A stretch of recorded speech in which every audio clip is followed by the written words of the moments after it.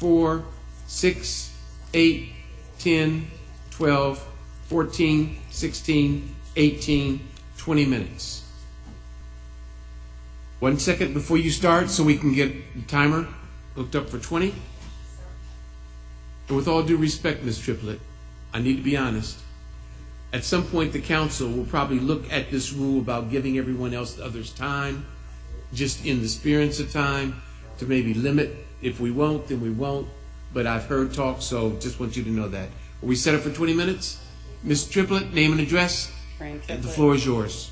Fran Triplett, 3616 Northwood Drive.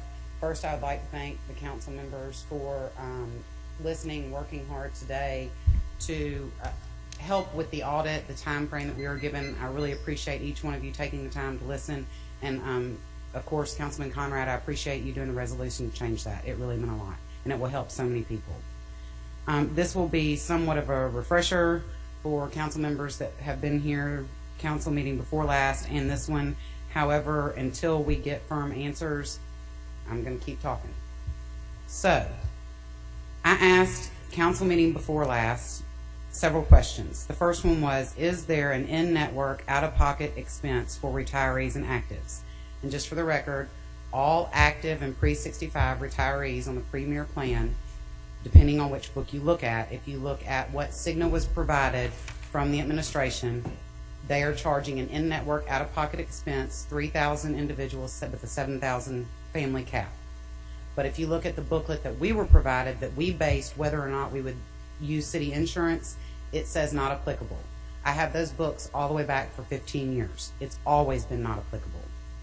The answer that I got from Director Robinson was, with the exception of one of the Medicare supplement plans offered to the post-65 Medicare A and B retirees, all plans offered and or sponsored by the city have deductibles and copays. These deductibles and copays vary by plan. However, the applicable copays and deductibles are the same for all individuals enrolled in the same plan type. The plans also include an annual maximum out-of-pocket expense. That answer had nothing to do with my question. I didn't mention post-65. I didn't mention Medicare. I asked, is there an in-network out-of-pocket expense? Yes or no? Number two, what is the reason for separating the pre-65 retirees and their dependents? Pre-65 retirees and their dependents have not been separated regarding coverage amounts if they are on a family plan, was what Mr. Robinson told me. However, that is a direct contradiction of what Cigna has on their policy.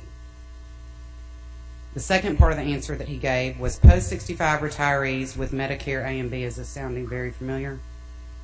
Who move to the fully insured product must be linked to the individual Social Security number. Because of this, retirees and their dependents are each provided a separate ID number based on their own Social Security number. The city and Cigna are taking the necessary steps to ensure that the accounts are linked so that the appropriate deductible and out-of-pocket maximum are applied. However, when you talk to Cigna and any of their management team, they are not aware of this. There are several examples. If you have a retiree who has not only a separate ID number, they also have a separate policy number, separate group number. Cigna cannot tie back the dependent to the retiree by the employee or retiree providing their policy number or their Social Security number. You have to have your child's separate number. That's a problem when you look at this in-network out-of-pocket expense that does or does not exist. It's a problem with premiums and deductibles if you can't track back who belongs to who. Number three, how do you then track the dependent? The answer I got to that was, we are working with Cigna to assure that all separate ID numbers that belong to a family plan are linked to a primary number. So we're now going to have a third number. They couldn't get the first number, the second number right, but we're now going to have a third one. Wow. How exactly are they working with Cigna to assure that we're going to have this third number? There's no proof that they're working with it, because there again, when I've called Cigna, Cigna is not aware of any of this. Do a pre-65 and an active have the same coverage? The answer I got was, the various plans have different coverage options and different costs associated with them. However, all individuals in the same plans have the same coverage, whether a pre-65 retiree or an active employee. Those two sentences kind of contradict each other. And why, if you have the same coverage, is the cost difference? I am the same age as some retirees who are retirees by default. Their spouse has passed away in the line of duty. The response is they go by, commonly retirees use more, cost more. So you're telling me that a retiree that is a retiree by default, that is the same age I am, is now going to use more? That doesn't make sense to me. How do you account for the changes in rates? The answer we received was the difference in rates is calculated based on the experience of each group as a whole in various plans. They are reviewed annually to determine any recommended changes. Where are those analyses? Where are those plans? I haven't seen any of them, and I bet you none of y'all have either. How do you calculate the rate for pre-65 and active of the same age? The answer I got was the rates are based on the experience and usage of service of each group as a whole. So the rates for any individual are determined by the plan they pick. But remember, in the previous answer, if you're on the same plan, you have the same coverage. That doesn't make sense. I asked, is the in-network out-of-pocket expense something the city does? In the previous council meeting, I was told no, that this was something new Cigna was doing. However, Cigna is a third party. They do not hold the plan policy. The city is the one that holds the plan. Cigna basically implements what they are given. But the answer I received to this, and this is a long one and you have to try and really focus because it dances around the entire question. Most health insurance plans have in-network and out-of-network as well as out-of-pocket expenses listed. I'm not asking about most insurance plans. I want to know about ours. These are common health insurance plan design features. After the council committee meeting as of last week on 3/17, my office discussed issues relating to the documents Ms. Triplett raised regarding our enrollment guide and document identified as 11-2014 ASO/EHB State-Tennessee Open Access Plus Copay Premier Plan OAP-93910 with our Cigna representatives. I don't remember asking about any of those numbers, don't have a clue as to what they're talking about. According to Cigna, both the Cigna EOB and City of Memphis 2015 summary guide are correct.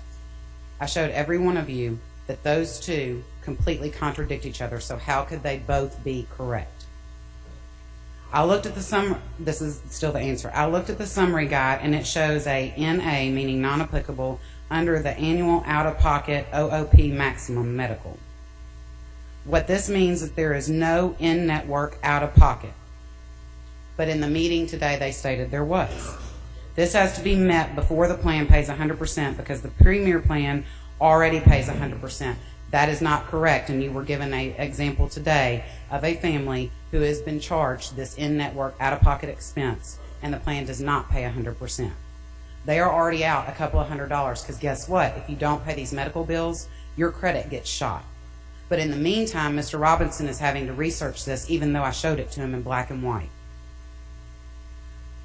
He goes on to say, for instance, if it is necessary to put the OOP maximum benefit for the basic plan, I never asked about the basic plan, I asked about the Premier plan, because the plan pays 90% until the member hits $1,500 in network OOP, and at that point the basic plan pays 100%.